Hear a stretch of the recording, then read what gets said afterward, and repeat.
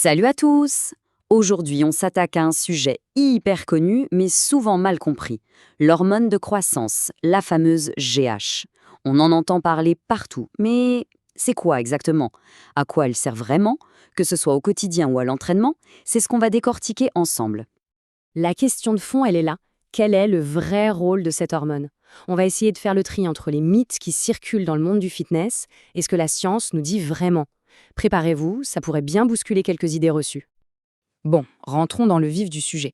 L'hormone de croissance, ou GH, c'est une hormone qui est fabriquée par une toute petite glande dans notre cerveau qu'on appelle l'hypophyse. Et son rôle, vous allez voir, est beaucoup plus fin qu'on l'imagine. C'est pas juste l'hormone qui nous fait grandir, loin de là.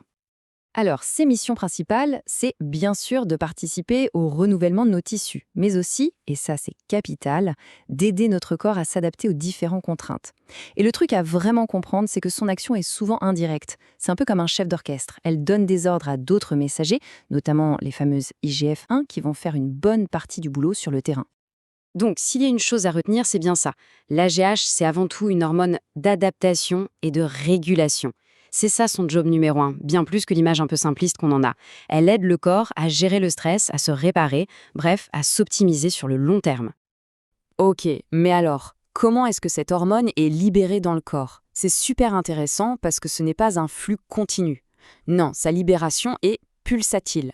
Ça veut dire qu'elle arrive par pic, par vague, à des moments bien précis et en réponse à des déclencheurs spécifiques. Et ces déclencheurs, eh bien, ils sont très liés à notre hygiène de vie.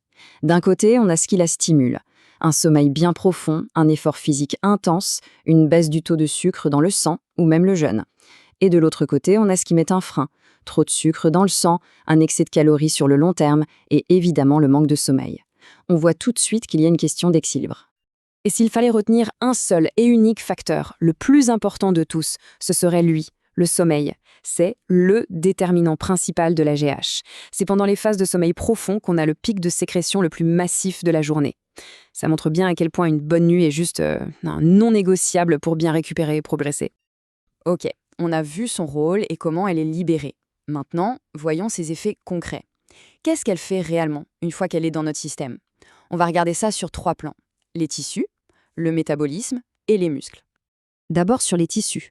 La GH, c'est un peu l'équipe de maintenance du corps. Elle booste le renouvellement des cellules, elle participe activement à la réparation des tissus, ce qui est crucial par exemple après un entraînement, et elle soutient aussi la santé de nos os et de nos tissus conjonctifs, comme les tendons ou les ligaments. Mais attention, point super important, ce sont des effets lents et progressifs.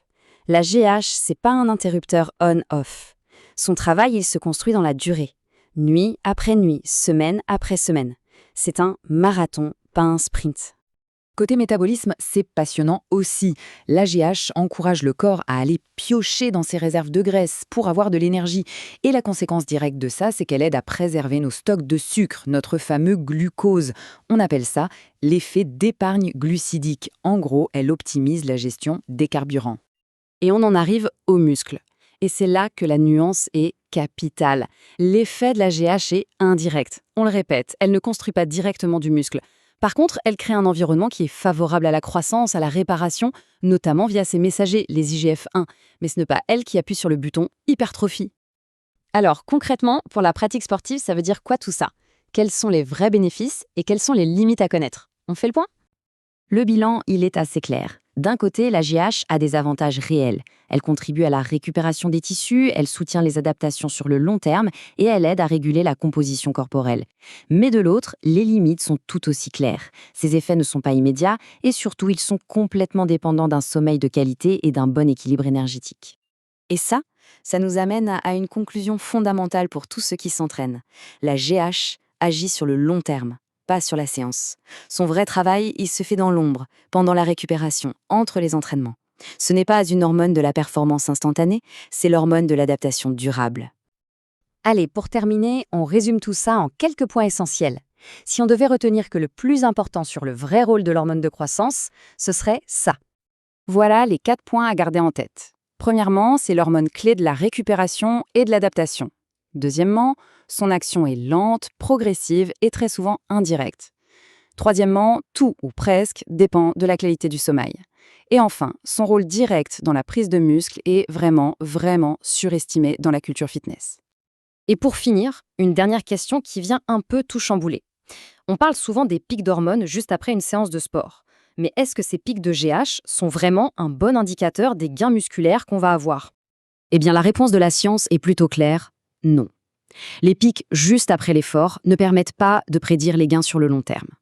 Ce qui compte vraiment, c'est la production totale sur 24 heures, et en particulier le gros pic pendant la nuit. Les vraies adaptations, elles, dépendent avant tout de la récupération globale et, on l'a bien compris, du sommeil. C'est là que se trouve la vraie magie.